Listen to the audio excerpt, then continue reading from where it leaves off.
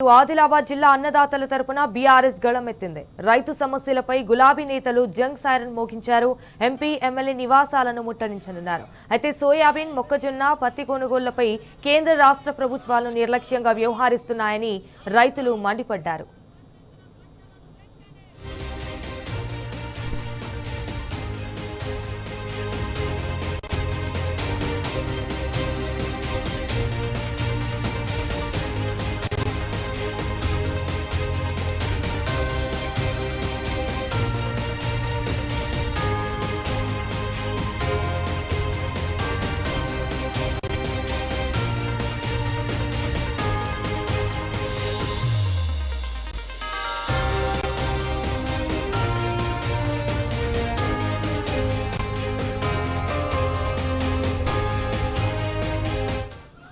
Right, ఇక ఇదే విషయానికి సంబంధించి మరిన్ని ద్వారా అందిస్తారు. రైట్ రాజు, చెప్పండి. ఇటు ఆదిలాబాద్ జిల్లా అన్నదాతల తరపున అయితే బీఆర్ఎస్ గళమెత్తింది.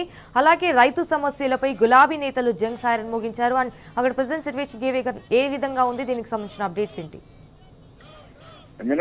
రైతాంగం ఎదుర్కొంటున్న సమస్యలపై బీఆర్ఎస్ పార్టీ ఆదిలాబాద్ జిల్లాలో పోరుబాట పట్టింది. ఇప్పటికే వివిధ రూపాల్లో రైతులతో పాటు బీఆర్ఎస్ పార్టీ రైతుల పక్షాన ఆందోళన కార్యక్రమాలు చేపట్టిన కేంద్ర రాష్ట్ర ప్రభుత్వాలు ఏమాత్రం స్పందించడం లేదు.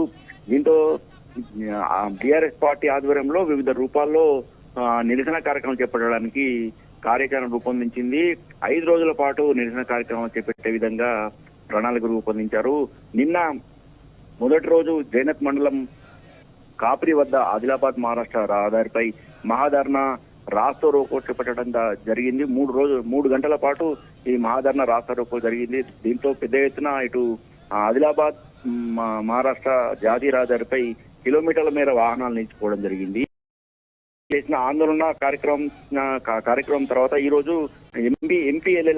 ఎంపీ అలాగే ఎమ్మెల్యేల ఇళ్ల ముట్టడికి ఈ రోజు పిలుపునివ్వడం జరిగింది. బీజేపీకి చెందిన ఆదిలాబాద్ ఎంపీ నగేష్ అలాగే బీజేపీకి చెందిన ఆదిలాబాద్ నియోజకవర్గం ఎమ్మెల్యే పాయల్ శంకర్ల ఇళ్లను ముట్టడించేందుకు కార్యకర్తలకు పిలుపునివ్వడం జరిగింది. 10 గంటలకు ఇళ్ల ముట్టడికి కార్యక్రమం చేపట్టడం జరిగింది.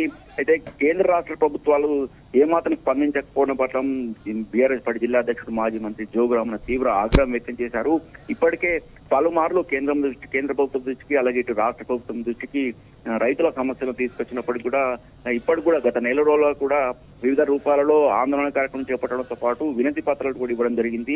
గత వారం జిల్లాలో పర్యటించిన కేంద్ర మంత్రి కిషన్ రెడ్డికి అలాగే జిల్లా ఇన్ఛార్జి మంత్రి జూపల్లి కృష్ణరావులు కూడా బీఆర్ఎస్ పార్టీ పక్షాన జోగురామన్నతో పాటు అఖిల పక్షం ఆధ్వర్యంలో అలాగే రైతులు కూడా తమ సమస్యను పరిష్కరించాలని డిమాండ్ చేయడం జరిగింది. అయితే ఈ సందర్భంగా 2 రోజుల్లోనే మీ సమస్య పరిష్కరిస్తా అని చెప్పి స్పష్టంగా అటు కేంద్ర మంత్రి కిషన్ రెడ్డి ఇటు జూపల్లి కృష్ణారావు చెప్పడం జరిగింది.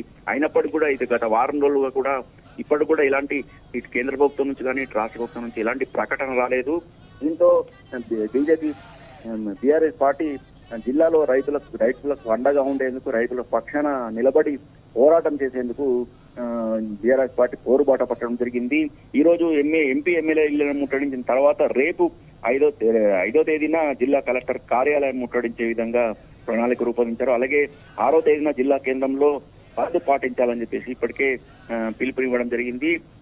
నిన్న పెద్ద ఎత్తున ధర్నా కార్యక్రమం చేసినప్పుడు కూడా ఇటు ప్రభుత్వం నుంచి కానీ కేంద్ర ప్రభుత్వం నుంచి కానీ రాష్ట్ర ప్రభుత్వం నుంచి కానీ అధికారుల నుంచి కానీ ఎలాంటి ప్రకటన రాకపోవడం పట్ల జోగురామన్ కూడా తీవ్ర స్థాయిలో ఆగ్రహం వ్యక్తం చేయడం జరిగింది.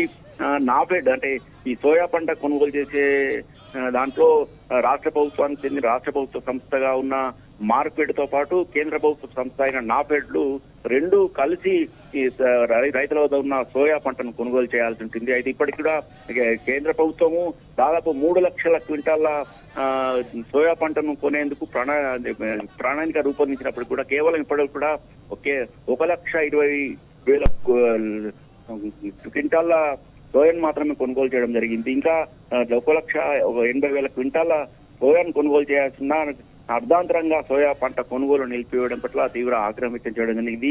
ఇప్పటికైనా కేంద్ర రాష్ట్ర ప్రభుత్వాలు రైతులకు న్యాయం చేయాలా, సోయా పంటను కొనుగోలు చేయాలి, అదే నాణ్యతతో సంబంధం లేకుండా కొనుగోలు చేయాలి. రంగు మారినప్పుడు కూడా గతంలో బీఆర్ఎస్ ప్రభుత్వము గత 10 ఏళ్ల పాటు అధికారం ఉన్న బీఆర్ఎస్ ప్రభుత్వం రంగు మారినప్పుడు కూడా సోయా పంటను కొనుగోలు చేయడం, అలాగే పత్తి పంటలు సైతం తేమ శాతంలో సడలింపు ఇవ్వడం జరిగిందని, ఇవన్నీ కూడా కేంద్ర రాష్ట్ర ప్రభుత్వం తలుచుకుంటే పెద్ద విషయం ఏమి కాదని, అయినప్పటికీ కూడా రైతుల పట్ల కర్కశంగా వ్యవహరిస్తున్నారని, రైతులను పూర్తిగా అన్యాయం చేసే విధంగా వ్యవహరించడం పట్ల ఆగ్రహం వ్యక్తం. ఇప్పటికే జిల్లాలో 29 మంది రైతులు అప్పుల బాధతో ఆత్మహత్య చేసుకోవడం జరిగిందని, రైతులు చస్తున్నా